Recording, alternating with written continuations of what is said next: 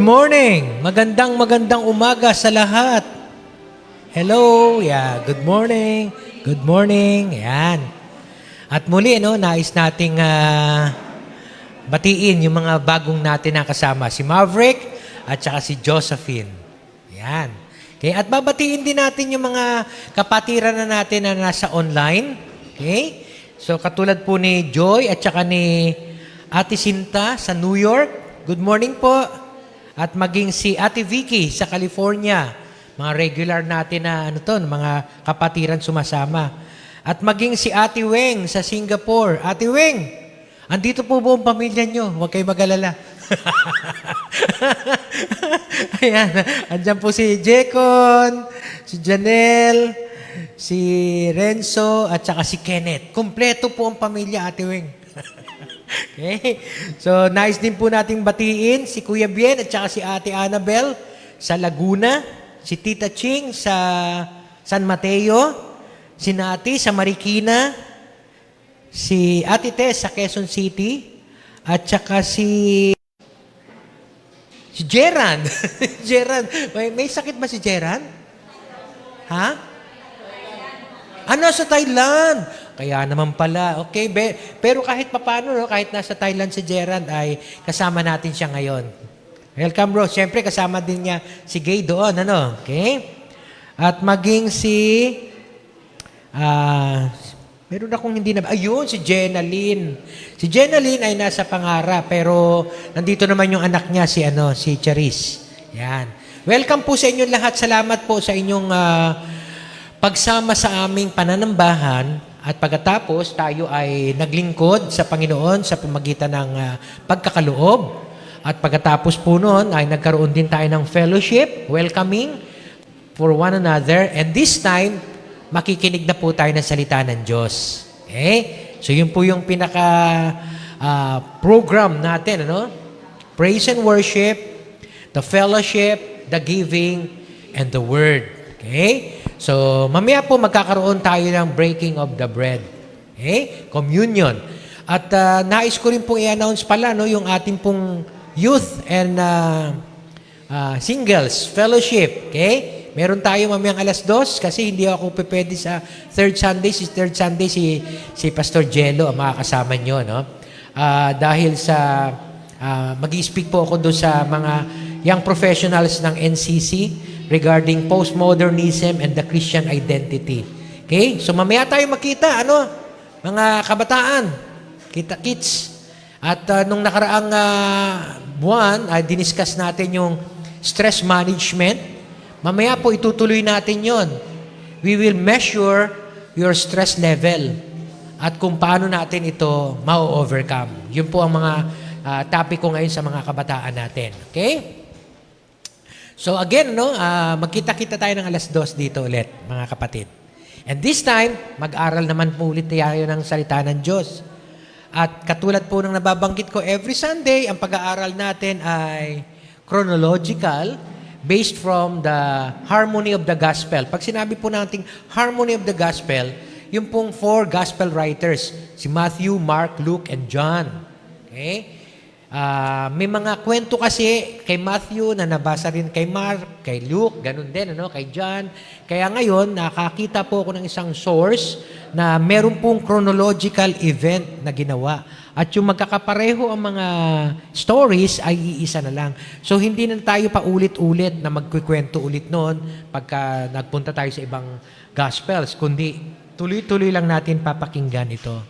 So, nagsimula na po tayo mula po doon sa Annunciation o nung in-announce yung birth ni Jesus Christ, tapos yung birth mismo ng ating Panginoon, pagkatapos, eto na ngayon. Nandito na tayo sa ministry, life, teachings, miracles na ginagawa ng ating Panginoong Yesus. Pero malapit na po yung kanyang magiging passion. Okay? Pumasok na siya ng Jerusalem at kinakausap na niya yung mga tao. Okay? So dito po natin susubaybayan ngayon ang events, okay? Kung paano, ano ang nangyari, ano ang itinuturo ng Panginoon, paano niya kinakausap ang mga tao before His Passion Week. Okay? So nandun na po tayo sa John chapter 12, verse 44 to 50. Yan. Magbabasa na po tayo ng scripture, kaya hilingan ko po ang lahat na tumayo sa pagbabasa natin ng scripture. John chapter 12, verse 44 to 50. Pwede ko bang mahilingan ng mga bata na medyo tumahimik tayo ng konti dahil magbabasa tayo ng scripture? John 12, 44 to 50. Then Jesus cried out, "When a man believes in me, he does not believe in me only, but in the one who sent me. When he looks at me, he sees the one who sent me. I have come into the world as a light, so that no one who believes in me should stay in darkness. As for the person who hears my words, but does not keep them, I do not judge him. For I did not come to judge the world, but to save it. There is a judge for the one who rejects me and does not accept my words. That very word which I spoke will condemn him at the last day. For I did not speak of my own accord, but the Father who sent me commanded me what to say and how to say it. I know that His command leads to eternal life. So whatever I say is just what the Father has told me to say." Manalangin po tayo at humingi ng gabay sa ating Diyos sa pag-aaral po ng Kanyang mga salita. Salamat po, Panginoon, sa panibagong linggo na ipinagkaloob mo po sa amin. Salamat po, Diyos, sa pag-iingat mo sa amin nung nakaraang linggo. Sa kalakasan, sa blessings, and even sa mga problems. Pero sinamahan mo kami kaya na-overcome namin. Thank you, Lord, sa presence mo sa mga buhay namin. And this time, Lord, as we enter this new week, nais po namin itong simulan na mapakinggan namin po ang iyong mga salita. Ang mga salita mo na magbibigay po gabay sa amin kung ano pong gagawin namin sa mga susunod pang mga araw. Dalangin po namin, Panginoon, ingatan mo po kami sa amin pong pangangaral at pag-aaral ng iyong salita. Na tunay na ikaw lamang, O Diyos, ang mangusap sa aming mga puso at isipan sa pamagitan ng iyong banal na Espiritu. Gamitin mo lang po akong instrumento, Lord, pero ikaw po mangusap sa kanila. Wala pong kabuluhan ang lahat ng aking pag-aaral at paghahanda kung hindi po kikilos ang iyong banal na Espiritu. Kaya kinikilala po namin ang iyong banal na Espiritu, ang tunay na teacher namin, Lord. Ang tunay na preacher namin, Panginoon. At ako'y instrumento mo lamang. Salamat po, O Diyos, sa pagkilos ng iyong banal na Espiritu sa aming kalagitnaan. Tulungan mo po kami na maunawaan namin ito. At higit sa lahat, Lord, matupad namin sa aming mga buhay. Kaya, Panginoon, sa iyo pa rin kami umaasa na ang iyong banal na Espiritu ang magbibigay sa amin ng kalakasan para magawa po namin ito. Salamat po, O Diyos, salamat po sa pagkilos mo sa aming kalagitnaan. Sa iyo po ang lahat ng papuri, Panginoon, luwalhati at pagsamba. Sa pangalan ni Jesus na aming Panginoon tagapagligtas. Amen. Amen. Maaari na po tayong makaupo. At yung mga Sunday schoolers natin, ayan, pwede na kayong pumasok sa inyong kwarto. Ayan.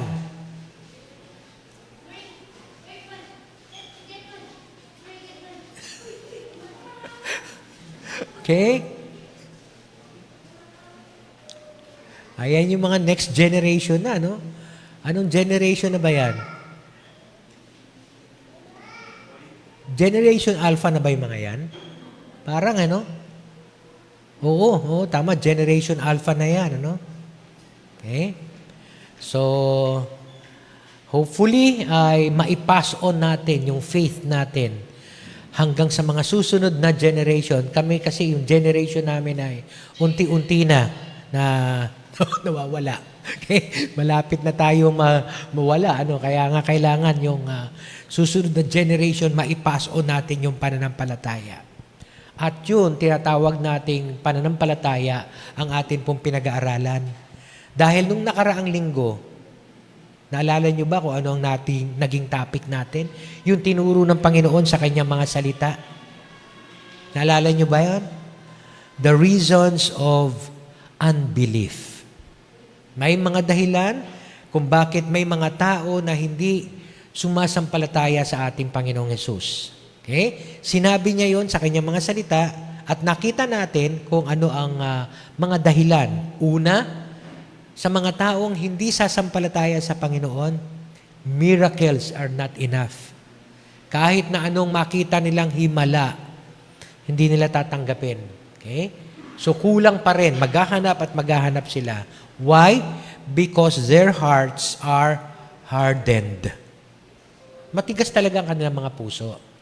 Okay? At yung salita ng Diyos ay ikinumpara sa araw, sa liwanag, na pwedeng sumisinag sa iba't ibang klase ng material sa mundong ito. At yung material na yun ay lalabas parang mga puso natin. Kahit na halimbawa, ang puso natin ay kasintigas ng mantikilya galing sa freezer. Pag yan ay nasinagan at nainitan ng araw, lumalambot. Pero merong iba, ang puso, kahit na kasinlambot ng putik, pag nasinagan ng araw, tumitigas. Kaya nga, yung pakikinig po natin ng salita ng Diyos, that would determine kung ano ang laman ng puso natin. Okay? Kung ito ba ay tumitigas o lumalambot pagka tayo nakarinig ng salita ng Diyos. Okay? So ito ang isang reason kung bakit hindi tinatanggap ang Panginoon ng mga tao kasi ang mga puso nila is hardened. At ang pangatlong reason na nakita natin doon, last week na sermon natin is fear of men. Yung iba kaya ayaw sumampalataya sa ating Panginoong Hesus, natatakot sila sa tao na may masasabi sa kanila. Uy, bakit ka ganyan? Bakit nagbago ka? Bakit hindi? Akala nila nagbago ng religion, hindi. Okay? Pinatatag lang natin ang ating relationship sa Diyos. Nasabik nang tayo ngayon na makapakinggan ang salita ng Diyos na siyang nagbibigay gabay sa atin. Okay? So, hindi po nagkakaroon tayo ng pagbabago ng religion, kundi tinatatagan natin ang ating relationship through knowing our Lord Jesus Christ by studying His Word. Yung ating pong pinag-aaralan every Sunday dito. Merong ibang mga tao, they fear man. Okay? Pagka sila ay itiniwalag sa kanilang iglesia, o kaya sila ay itinakwil ng kanilang mga magulang dahil hindi ka namin pananampalataya, or itinaboy ng mga barkada, ay, hindi ka na namin kaibigan kasi hindi ka na sumasama sa amin sa mga kalokohan. Ayun. Okay? So they fear men, and so one of these yung reason kung bakit hindi sila sasampalataya sa Diyos.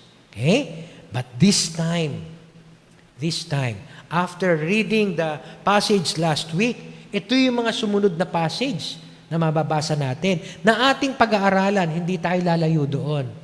And this time, we will be hearing from our God the painful consequence of unbelief.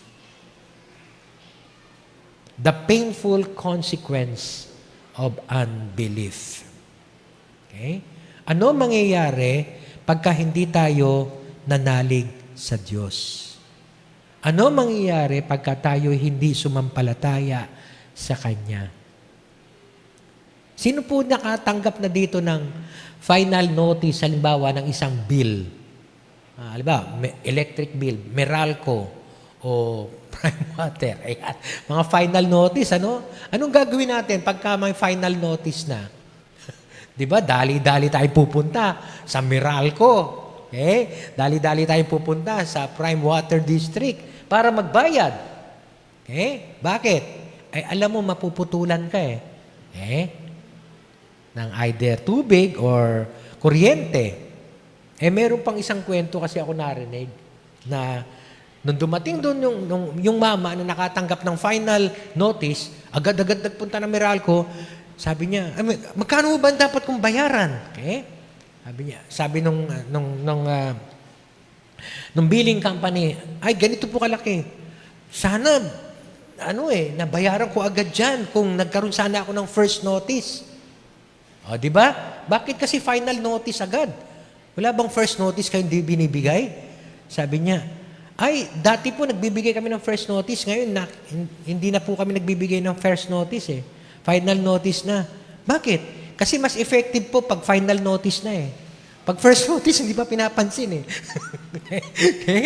So, kaya ko po nakwento ito kasi according to Bible scholars, ito pong pinakinggan nating passage ngayon na binasa natin, yung John chapter 12, okay? Na verse 44 to 50. Ito na raw po yung final notice ng ating Panginoon sa mga Israelites, sa mga Hudyo.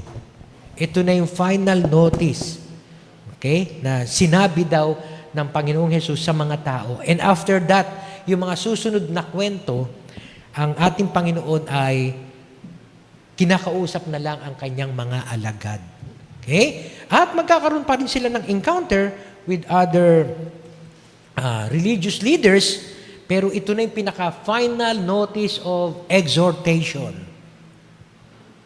to come in faith or else. Kaya parang ano na to, no? Para sa inyo na hindi sasampalataya sa akin, ito na yung last words ko sa inyo, unbelieving Israel. Sa mga susunod na chapter, makikita po natin, privately, kausap na ng ating Panginoon, kanyang mga disciples, or from time to time, may encounter pa rin siya sa mga religious leaders, pero when it comes to the nation of Israel, this is the final notice. Ito na yung huling salita niya. Pagka huling salita, ay ibig sabihin, we must pay attention. We must pay attentions. Okay? Sa klase ko, pagka ako nagkakandak ng klase, sabi ko, I need your attendance and your attention.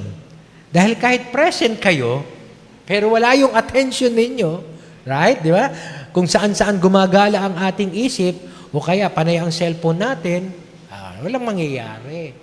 Okay? Last week lang, itong klase ko lang ng Friday, doon sa seminary, so kasi may klase ako din ng Ezra, di ba? Online yon. Pero yung sa seminary, talaga yun? Face-to-face. Abay, every time na magsisimula ako magklase, magturo, may isang estudyante talaga doon naglalabas ng kanyang cellphone. Akala ko naman, nung first meeting namin, akala ko nagno-notes sa mga sinasabi ko. Tapos, ang ginawa ko, nagtanong ako ngayon. Ang aking subject ko ay social ethics. So, tinanong ko, what have you learned last week? Okay? Tapos, sabi ko doon sa isa kong estudyante na nagsiselfone, kasi akala ko nagno-notes siya at tinitingnan niya yung notes niya. What about you? Hindi ko na babanggitin pangalan. Tapos, sabi niya, sabi ko, ba't tinanggal mo yung cellphone mo? Akala ko, tinitingnan mo doon kung ano yung notes mo. Hindi, sir. Anong tinitingnan mo sa cellphone mo? Tiningnan ko lang po yung messenger ko. Inamin naman niya. Seminary, di ba? Siyempre sabi, okay. So last week, all the way naka-messenger ka habang ako'y nagtuturo. Kasi last week, napansin ko yun, all the way naka-cellphone siya. So wala yung attention mo, kako. So again, pwedeng ganun din ang nangyayari sa atin. Pagka tayo ay nasa isang church, we may have the attendance, katulad nga sabi ni Henry, kaya ba tayo nandito for attendance? Hindi, di ba? To praise our God. Okay? And this time, to listen to His Word. Pero kung wala ang attention din natin in listening to the Word, abay, teka, sandali, mag-ingat tayo. Kasi ito na po yung final notice. We need our attention fully to the Word of God. Okay? Or else, we may experience the painful consequence of unbelief. Okay? So again, pakinggan natin mabuti ito. Dahil kung hindi, ay baka, parang lang yan, parang, naalala ko yung kwento doon sa, parang yung isang magsasaka, nakapangasawa daw siya. Pagkatapos lilipat sila ng bahay. So, isinama niya yung kanyang kambing at sila ay sumakay sa kanilang parang, alam niyo, parang may kabayo na tinutulak, humahatak, pagkatapos nandun silang mag-asawa, tapos yung kambing. Okay? Yung kabayo, medyo na ano ba ng daan sa paglalakad, no? Medyo na gano'n, ano? Yung kambing biglang nag-ingay, me, me, me. Parang natatakot ba? Me, me.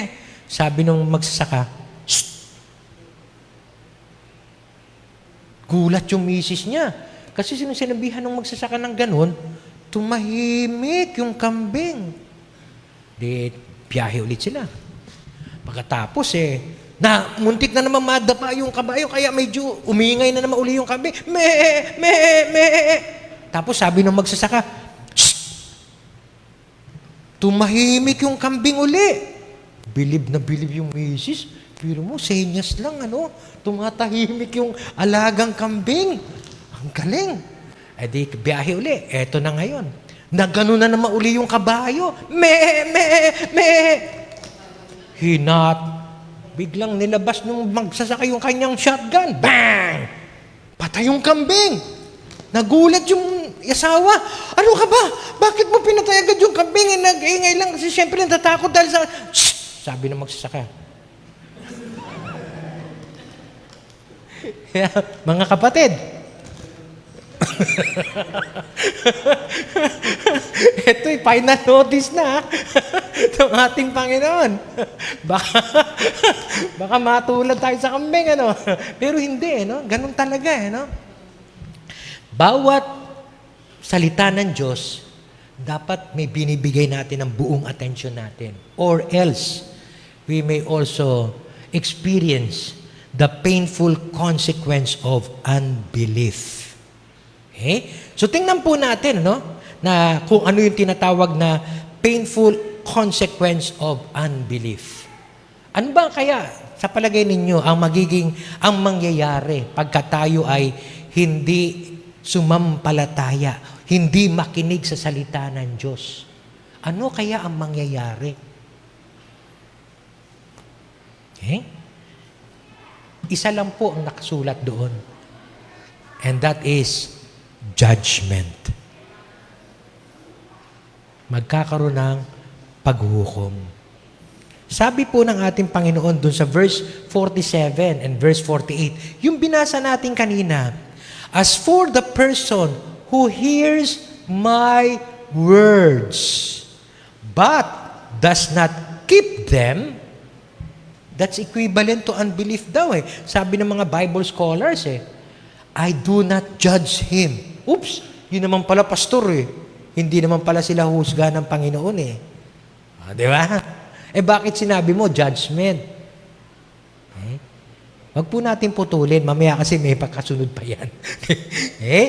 For I did not come to judge the world, but to save it. Totoo naman, Naparito ang Panginoon para iligtas at hindi para husgahan, para hindi bigyan ng paghuhukom. Totoo yung mga salitang yan, salita ng ating Panginoon yan I did not come to judge the world, but to save it.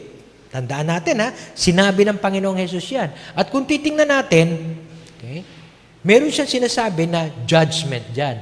For the person who hears my word, but does not keep them, I do not judge him. Pero mamaya makikita natin, may judgment pa rin. Papakinggan muna natin. Okay? Pero susugan natin yung sinabi ng ating Panginoon, I did not come to judge the world, but to save it. Ito po ay binanggit nung una pa man ni John, the beloved apostle. Pero ito, kabisado ng mga Christians to. Sa John chapter 3, verse 16, alam natin lahat yan, right? For God so loved the world. Pag sinabi pong world, the fallen humanity. Kasi si John, may sulat din siya sa kanyang first letter. Do not love the world or anything in it. So, pero bakit dito? For God so loved the world. Yun yung kasinturo ko naman sa isang subject sa seminary, sa isang formation Christian character naman yon. Kasi yung social ethics, dalawa yung tinuturo kasi. Sabi ko, paano ma-reconcile natin yon? For God so loved the world. Tapos sabi ni John din sa isang sulat niya, do not love the world.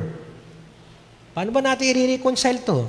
Okay? Yung word doon sa for God so loved the world refers to the fallen humanity, mga tao. At nasagot naman ng mga estudyante yon. Kaya natutuwa naman ako sa kanila. Pero doon sa John, na sulat ni John, sa 1 John, na sinasabi, do not love the world and the world system. Okay? Kaya nga medyo may pagkakaiba yon. Now, kung papansin natin, God so loved this fallen humanity that He gave His only begotten Son, His one and only Son, that whoever believes in Him shall not perish, but have eternal life. Alam natin lahat yan. Kabisado ng mga Christians yan. Pag sinabi, anong memory verse mo? John 3:16. Okay? Kabisado natin yan. Ha? Yung verse 17. Medyo natingnan nyo ba yung verse 17? For God did not send His Son into the world to condemn the world, but to save the world through Him. Di pareho na sila nung sinasabi kanina doon sa John chapter 12. Right? I did not come to judge the world, but to save it. Okay? At dito sa John chapter 3, verse 17, God did not send His Son into the world to condemn the world, but to save the world through Him. See? So, nakakapareho, no? Iisang idea.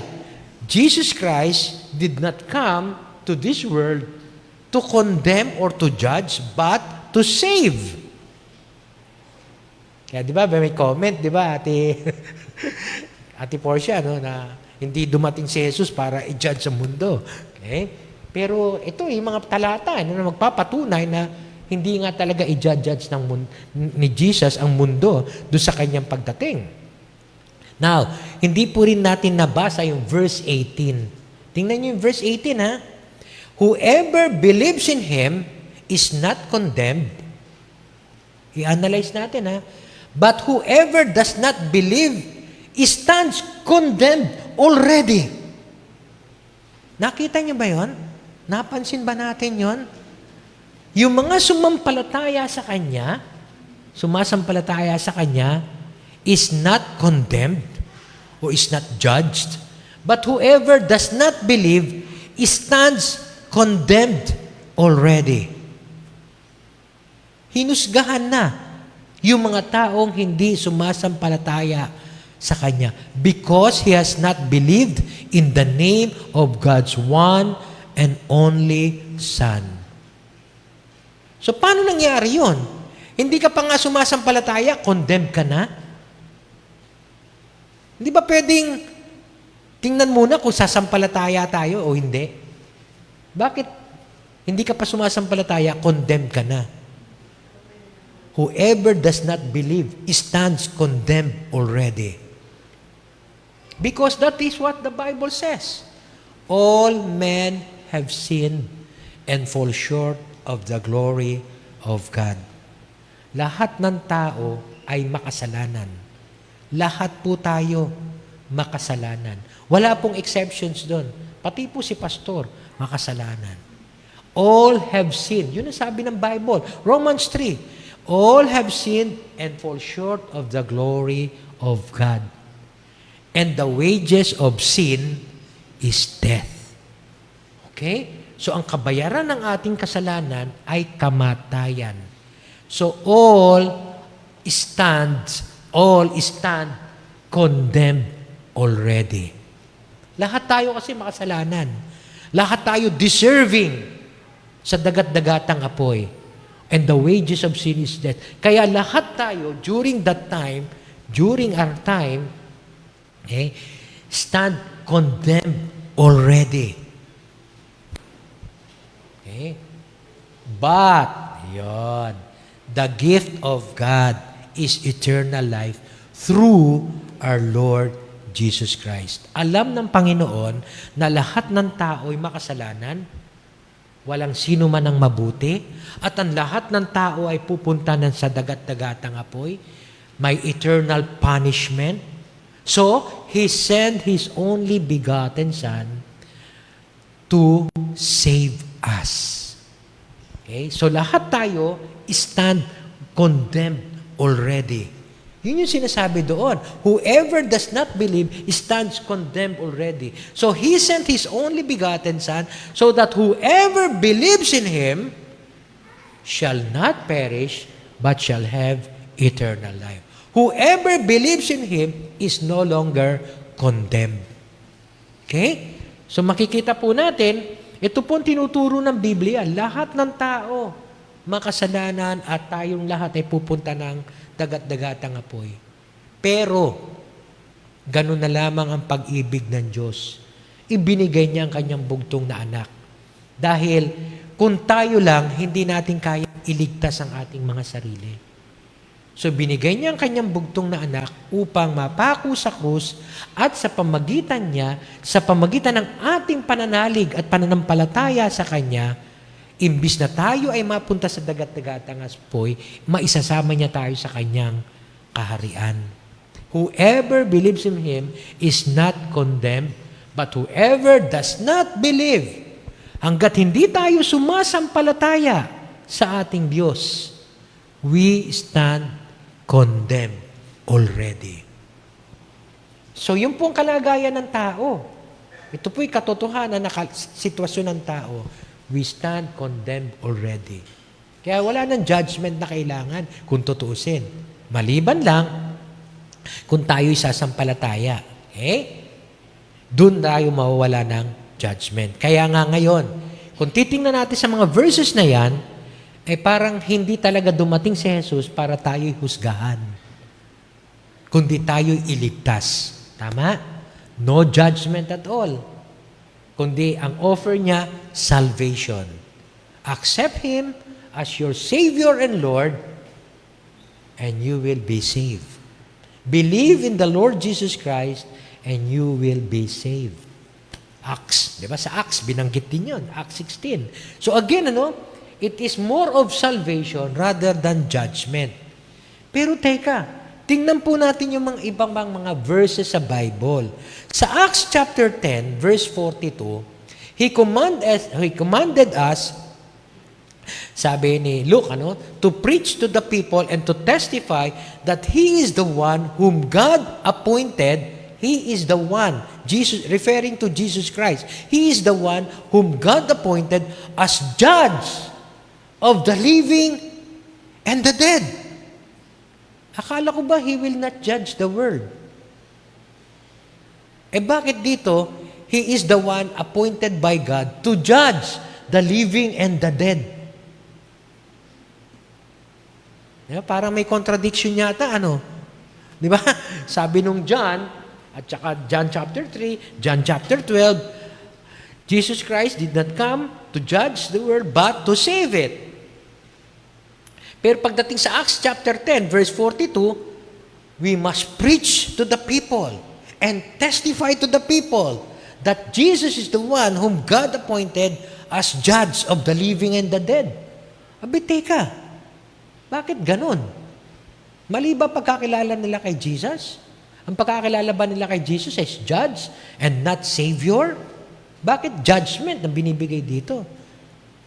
2 Timothy chapter 4 verse 1. In the presence of God and of Christ Jesus, who will judge the living and the dead. Ito na naman, si Jesus Christ na, who will judge the living and the dead, and in view of His appearing and His kingdom. Okay? So, parang sinasabi ni Paul kay Timothy, si Paul po may sulat niyan, second letter niya kay Timothy, in the presence of God and of Christ Jesus, who will judge the living and the dead, and in view of His appearing, ayon, sa muling pagbabalik ng Panginoon, He will stand as judge. In His appearing, okay, sa muling pagbabalik niya, He will stand as judge. Kaya nga, how do we reconcile these two truths? That Jesus Christ came to save the world, and tapos dito sa mga epistles at sa mga Acts, binabanggit na Jesus Christ will judge the living and the dead. Okay? Paano natin i-reconcile itong dalawang ito? Ang reconciliation po niyan ay yung purpose ng kanyang pagdating. Yung dahilan kung bakit siya darating. Sa first coming niya, as a babe, right? Na sineselebrate natin every Christmas. Right? Tapos, magkakaroon tayo ng Passion Week. Pagkatapos, Resurrection. Easter Sunday. Yan, di ba? We celebrate that because sa first coming ni Jesus, He came really to save the world. Offer of salvation. Come to me, all of you who are tired and heavily laden. There is always an offer of salvation. Come to me. Come and follow me. Now, meron pong darating muli. Pinangako niya yon that He will come again. Diba? Sabi nga doon sa Catholic, diba? Nung tayo'y Catholics, diba? Sinasabi, Christ has died, Christ has risen, Christ will come again. Sa second coming niya, He will come as judge. First coming niya, He came as Savior. He offered salvation sa atin ngayon, sa lahat ng nakikinig at nanunood. No? Lahat po, binibigyan ng pagkakataon ng Diyos para siya ay tanggapin upang maging personal na kaligtasan natin at Panginoon, sundin natin siya sa ating mga buhay. Pero pagka hindi tayo sumampalataya sa panahong ito, pag dumating siya, He will come, sa second coming niya, He will come this time as judge. He will come as judge of the living and of the dead. Okay? Kaya nga, today is the day of salvation, according to the Hebrew writer. Today, when you hear His word, do not harden your hearts.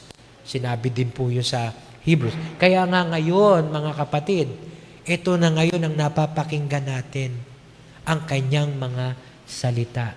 Do not harden your heart. For today is the day of salvation. Sa second coming ng ating Panginoon, ang sino mang nakarinig ng kanyang mga salita, pero hindi pa rin sumampalataya sa Kanya, they will be judged accordingly. Okay? Kaya nga, para ma-reconcile yan, tandaan natin yung sinasabi ni Jesus Christ, I came, yung first coming niya, tinutukoy niya doon, I came not to judge the world, but to save it. Definitely. He came to save us. Inoffer niya ang kanyang salvation sa atin. Pero sa second coming niya, it's of judgment na. Binigyan ko kayo lahat ng opportunity to be saved, pero hindi nyo tinanggap ang offer of salvation ko. Here I am, judging the living and the dead. Kaya nga po, ngayon, ang dapat nating, kumbaga sa final notice, pakinggan natin ang sinasabi ng Panginoon. Or else, baka dumating tayo sa panahon na hindi natin siya, tayo'y huhusgahan niya. So kung babalikan po natin, yung binanggit ng ating Panginoon sa verse 47 and 48, as for the person who hears my words, but does not keep them, I do not judge him. Right? For I did not come to judge the world, but to save it. Right? Yan yung first coming niya eh. Yun yung sinasabi niya sa mga tao eh. Kaya ako naparito ay para iligtas kayo. Hindi para husgahan ang mundong ito. Pero tingnan po natin sa verse 48. Ayan. Verse 48, B and C. Ibig sabihin, hinati ko yung verses 48 into 3. Una, for I did not come to judge the world, but to save it. Pagkatapos sa verse na sumunod, there is a judge. Ayun. Sa present time natin, there is already a judge for the one who rejects me and does not accept my words. Ano yung judge na yun? Sino yung judge na yun? That very word which I spoke will condemn him at the last day. The last day is the judgment day. Yung mismong sinabi niyang mga salita, na nireject ng mga tao, na hindi sinunod ng mga tao, that very word that I spoke will condemn him at the last day. Kaya nga hindi niya husgahan ng mga tao, kundi husgahan niya kung paano tayo nakinig sa kanyang mga salita. Ano ba ginawa natin pagka tayo ay nakakapakinig ng salita ng Diyos? Do we have the full attention? Ay, babalik na naman tayo doon sa aking final notice. Andun ba yung buong attention natin? O kaya tayo napupunta lang sa church kasi, sabi nga ni Henry kanina, para magpa-attendance. Okay? At makikita mo kung sino yung present Pagka wala, alam ba, si mother, yan lagi inuupa ng mother Pagka yung auxiliary niya, mother, na bakante, ibig sabihin, absent ka. Pero lagi naman si mother, present yan. Kahit may dinaramdam yan, present yan. Okay? Kaya nandoon, nagpapa-attendance lang ba tayo? O bakit tayo pupunta ng church? Bakit tayo napupunta ng... Baka napipilitan lang tayo. Sabi kasi ng daddy ko Si daddy kasi. Okay? Daddy kasi. Sabi kasi ni Mrs., kailangan nandun ako kaya kailangan nandito ako. Pupunta ako kahit na, okay lang, mairaos lang. Or, nahihiya ako kay pastor kasi inimbitahan ako Personal akong piniem Kaya, pupunta ako ng church. Yung ba reason kung bakit tayo nandito? Final notice, mga kapatid, final notice to. The word, the very word, sabi ni Jesus, that I spoke, at kung paano mo tinanggap ito o hindi, that would condemn him at the last day. Teka, pastor, parang ang hirap naman yan. Kung makakapakinig ka ng salita ng Diyos pala the more na medyo may judgment ka Mas mabuti pa, wag na lang namin pakinggan. Di ba? Kasi hindi kami mahusgahan. Kasi kung ano daw yung salita na binitawan doon daw tayo husgahan na napakinggan natin. Teka, sandali. Mabuti pa siguro, wala ka nalang mapakinggang word of God. Para wala, inosente ka. Ignorante ka kung ano inutos niya. Yan. Alam niyo po, sa pag-aaral ko, meron pong klaseng 3 judgment ang Diyos sa tao. Okay?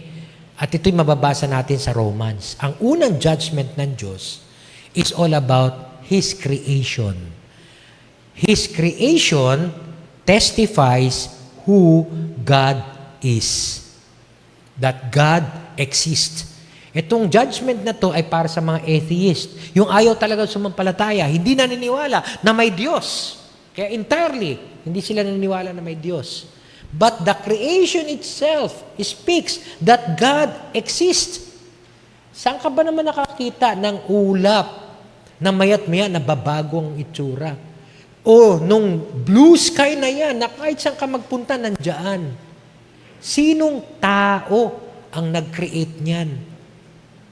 Kung hindi kayang gawin ng tao yan, dapat maniwala ka, may Diyos. Dahil Diyos lang ang kayang gumawa niyan. At yun ang binabanggit sa Romans chapter 1, verse 18 to 20. The wrath of God is being revealed from heaven against all the godlessness and wickedness of men who suppress the truth by their wickedness, since what may be known about God is plain to them, because God has made it plain to them.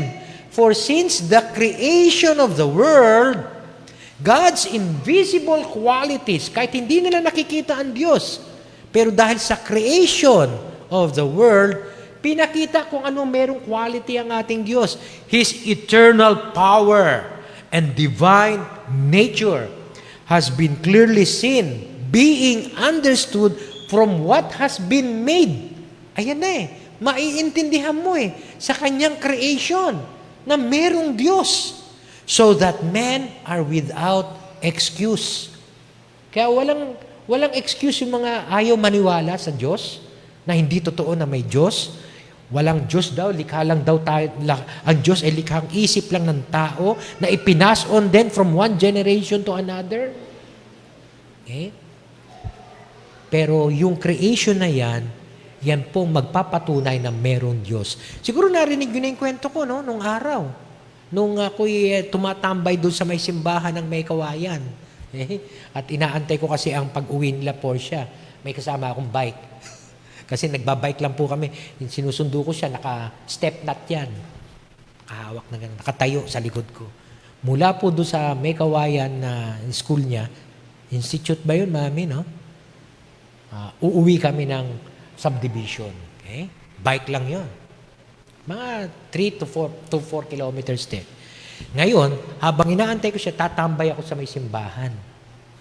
At may kumpulan lagi na matatanda doon kung ano-ano ang pinag-uusapan doon. Okay? Kaya natutuwa ako na mapakinggan sila. At minsan, napag-usapan nila yon kung meron bang Diyos o wala. May isa nag-i-insist na walang Diyos. Yun ay, yun binanggit ko kanina. Kaya nasabi ko, yun daw ay likhang isip lang ng tao na ipinapasa lang sa tao.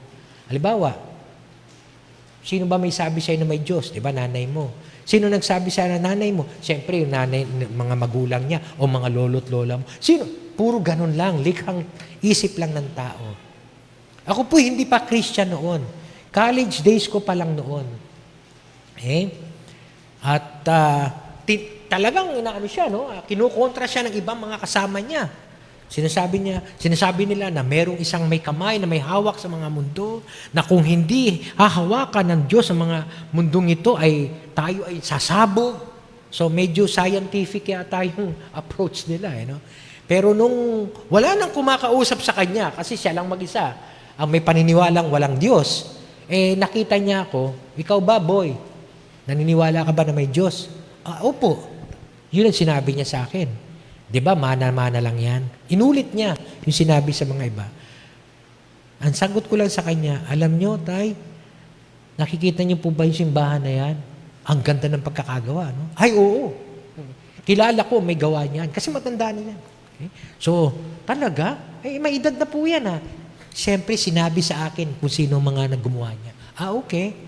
Yung pong langit na yan, yung pong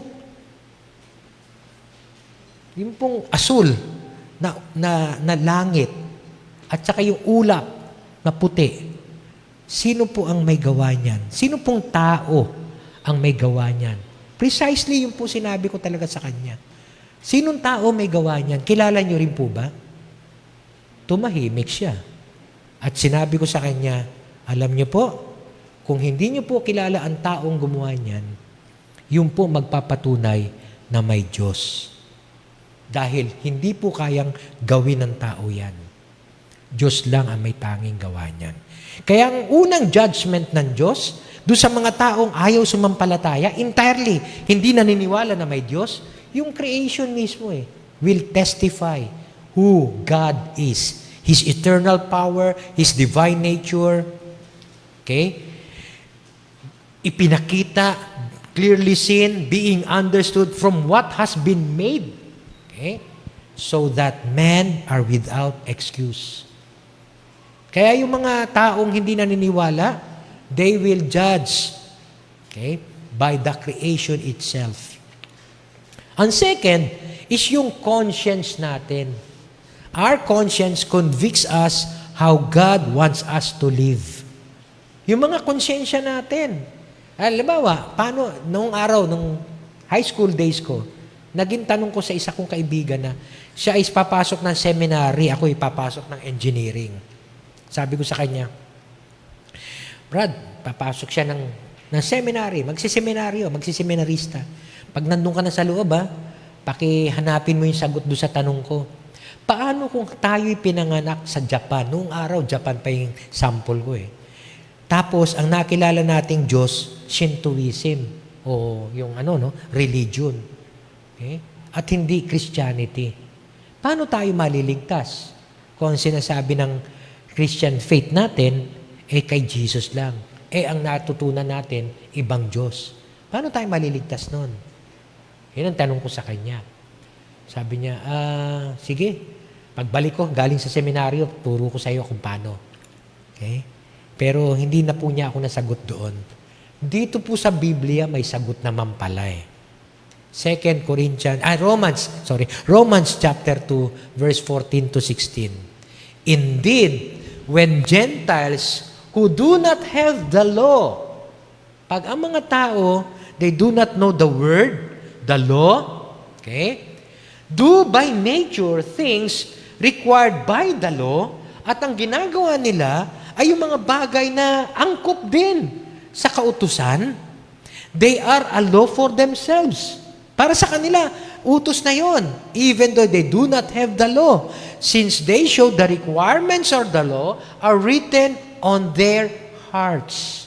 Their consciences also bearing witness, and their thoughts now accusing, now even defending them. This will take place on the day when God will judge men's secret through Jesus Christ, as my gospel declares. Kung titingnan daw natin, ang mga tao na hindi naabot ng Ebanghelyo, sa mga kabundukan, kasi may mga tanong ko minsan, di ba? Paano yung mga taong hindi man lang nakarinig ng Word of God? Paano sila huhusgahan? Sa konsyensya daw nila. Pagka yung konsyensya nila, dahil ang konsyensya natin, kahit paano talagang andun ng batas ng Diyos kung tutusin Sa konsyensya ng tao, alam natin na mali ang pumatay. Alam natin yun. Pero, sinusuway natin. Pero kung may konsyensya tayo na sinusunod natin yung batas na yun sa ating mga puso, hindi natin gagawin pumatay. Kahit na ang isang taong hindi pa nakakakilala sa Panginoon. Kaya yung conscience nila will judge them. Okay? So, creation, conscience, at yung pangatlong judgment ng Diyos ay yung tinutukoy kanina doon sa binasa natin. Yung third judgment of God is compliance to Scriptures. Sabi po sa Romans 2, verse 17 to 23, now if you call yourself a Jew, if you rely on the law and brag about your relationship to God, ayan, parang tayo ngayon, ilagay natin, sarili natin. We brag ourselves na we are related to God. May ugnayan ako sa Diyos. Okay? If you know His will and approve of what is superior because you are instructed by the law. Sa panahon natin ngayon, pinagmamalaki natin na kilala natin ang Diyos, Christian tayo, tapos meron tayong salita ng Diyos na may instructions tayo. If you are convinced that you are guide for the blind, at ginagabayan natin yung mga bulag, a light for those who are in the dark, an instructor of the foolish, a teacher of infants, because you have in the law, the Word of God, the embodiment of knowledge and truth, you then who teach others, do you teach yourself? Tayo na nagsasabi, nagtuturo. Halimbawa nagtuturo ako, manalangin po tayo.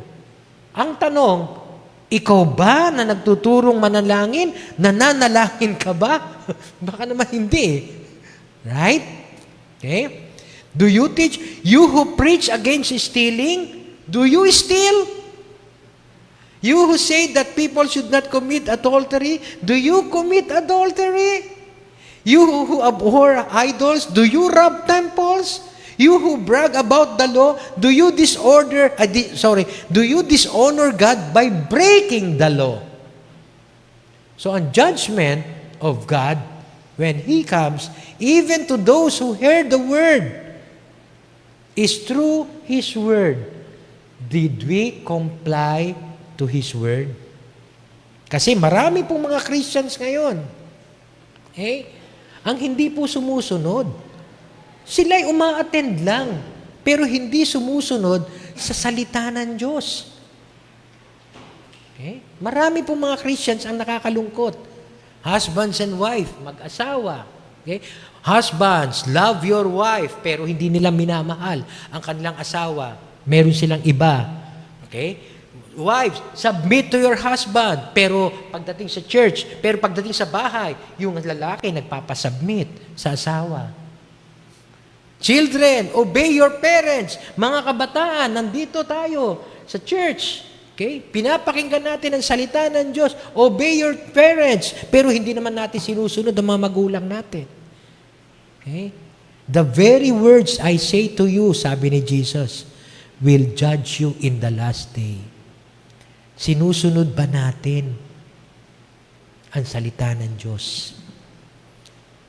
Tame your tongue. Ayusin na, kahapon, yan ang pinag-uusapan namin ni Mrs. Ano? Tame your tongue. Yung dila mo, okay? Ayusin mo ang pagsasalita mo. Christian ka na, pero mura ka pa ng mura? Abay, teka. The very word of Jesus will someday judge us because of these things. Okay? Kaya nga po, makikita natin na kung ano ang napag-aaralan natin sa salita ng Diyos, compliance po ang kailangan natin. Okay? We need to comply. If not, if we do not comply with the Word of God, then the very words that we will be always hearing every Sunday, kahit linggo-linggo, makinig tayo. Kung hindi natin sinusunod yung mga salita ng Diyos, in the last day, those words that we have heard will judge us. Kaya nga may judgment no? Na dapat natin gawin. Ang nakakalungkot, alam naman natin ang kasalanan sa mundong ito, pero we turn the blind eye. Hindi natin pinapansin. Hindi natin pinitingnan. We suppress what is true. We ignore the Word of God. Okay? Alam nyo, no? Basahin man natin ang basahin ito. Magturo man tayo na magturo nito. Kung hindi natin sinusunod ang salita ng Diyos, wala pong mangyayari sa atin. Magsakripisyo man kayong umupo dyan ng 45 to 1 hour kung hindi po natin susundin ang salita ng Diyos. Wala pong mangyayari sa buhay natin. These very words will judge us. Maging ako po, kasama ako doon. Kasama. Mas accountable nga kami. Bakit? Kami yung nagtuturo di mas accountable ako na yung tinuturo ko, dapat gawin ko. Dahil kung hindi, ako yung nagtuturo, ako yung mas malaki ang judgment. Right? Kaya nga sabi ng Bible, di ba? The teachers will be judged stricter. Mas mahigpit ang pagkakajudge sa aming mga nagtuturo. Kaya nga mag-iingat tayo na magawa natin kung ano ang inuutos ng Diyos. Dahil the judgment will come based on our response to the Word of God. Based on our compliance. Sana maging seryoso tayo. Kasi pagdating na lang ng araw, doon po magkakaroon ng judgment. At yun po ang nakakalungkot. Yung bang baliwalain natin, yung mapapakinggan natin, and later magsisi tayo. Ano ba naman kung susundin natin ang salita ng Diyos? At tutuparin natin ito sa mga buhay natin. Hindi po kayo mawawalan, kundi una sa lahat, mararamdaman nyo pa ang pagkilos ng Diyos sa buhay natin at yung pagbabagong gagawin niya sa ating mga buhay.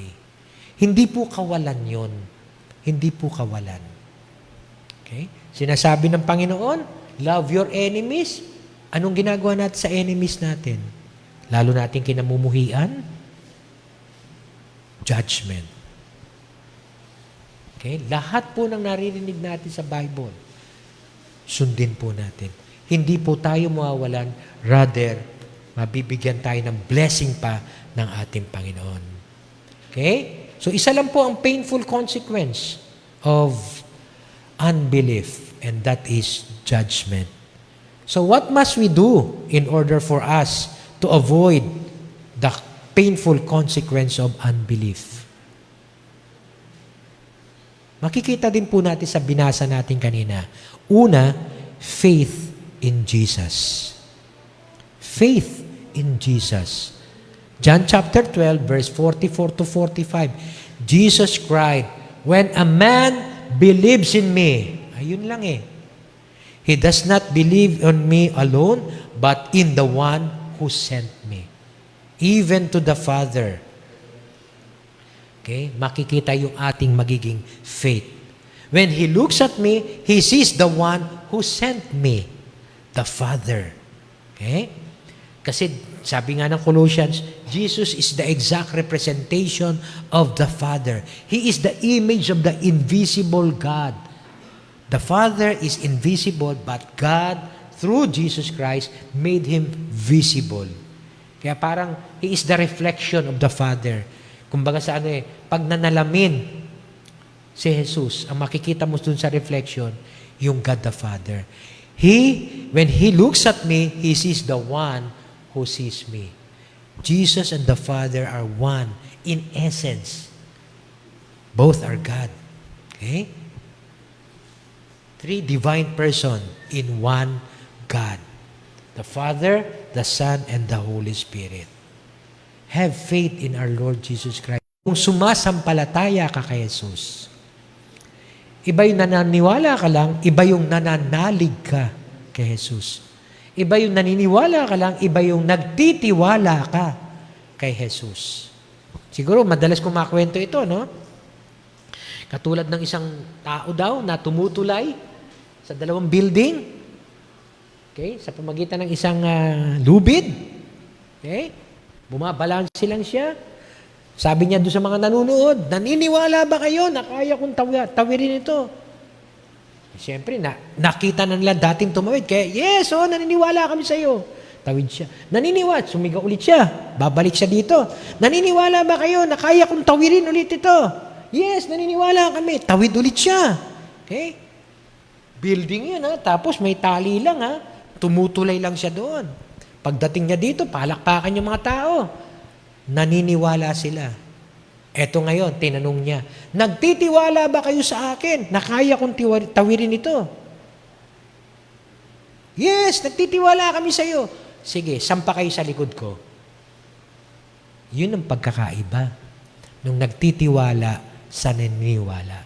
Kaya mo bang ibigay ang buong buhay mo kay Jesus na siyang tanging magliligtas lamang sa iyo? Hindi ikaw, kundi siya ang tanging magliligtas sa iyo. Yun ang pagtitiwala. Hindi lang paniniwala, pagtitiwala. Okay? So yun ang tinatawag nating pananampalataya. Faith in Jesus. And second, okay, in order for us to avoid the painful consequences of unbelief, nabanggit na rin natin kanina, is simply to follow Jesus' words. To follow Jesus' words.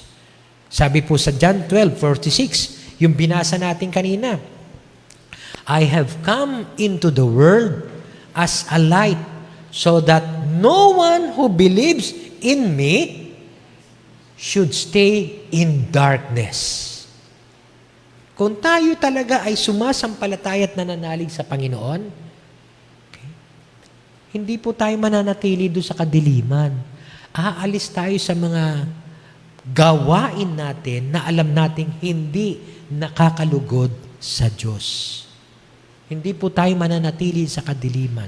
Susunod tayo sa Kanya. We will follow Jesus' words. At sa verse 49 and 50, sabi doon kanina na binanggit natin, I did not speak of my own accord, but the Father who sent me commanded me what to say and how to say it, and I know that His command leads to eternal life. Kaya hindi po tayo mawawalan kapag sumunod tayo sa ating Panginoon. Kasi yung iba natatakot ay ayoko na maging born again kasi yung kilala kong mga naging born again, hindi na namin nakakasamang uminom ngayon Okay? Hindi po kayo mawawalan. Sabi ko sa inyo. Dahil kahit na hindi kayo uminom na ngayon, okay, pwede pa rin man tayo uminom ng kape. Yeah. Bagamat sa akin, bawal yun. Ng juice. Meron kayong makakapalitan na bagong barkada. Ayan. Sa men's ministry, meron tayo ditong men's ministry. Every second Sunday of the month. Sa mga kabataan, meron kayong pwedeng barkadahin. Yun. Pero kung gusto nyo kabarkada ay mga sanlibutan, ayun, yun laang. Okay? Kaya nga sabi ni Jesus, alam niyo ba, my command leads you to eternal life. Siguro maaaring masaya lang ngayon, pero it may lead us to eternal damnation.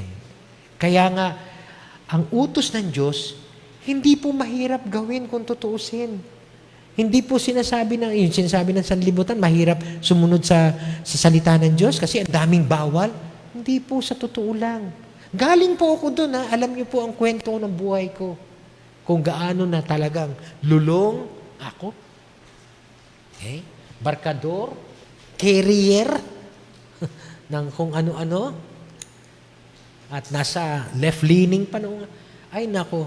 Pero, nang niligtas ako ng Panginoon, mas maganda, mas masaya, mas maginhawa, mas mapayapa ang buhay na binibigay ng Diyos. Alam niyo po, tanging Diyos makapagbibigay nito. Hindi na, kahit hanapin natin kung saan-saan, hindi po natin masusumpungan ang eternal life na to, ang buhay na masagana na to, kung hindi sa pamagitan lamang ni Kristo Jesus.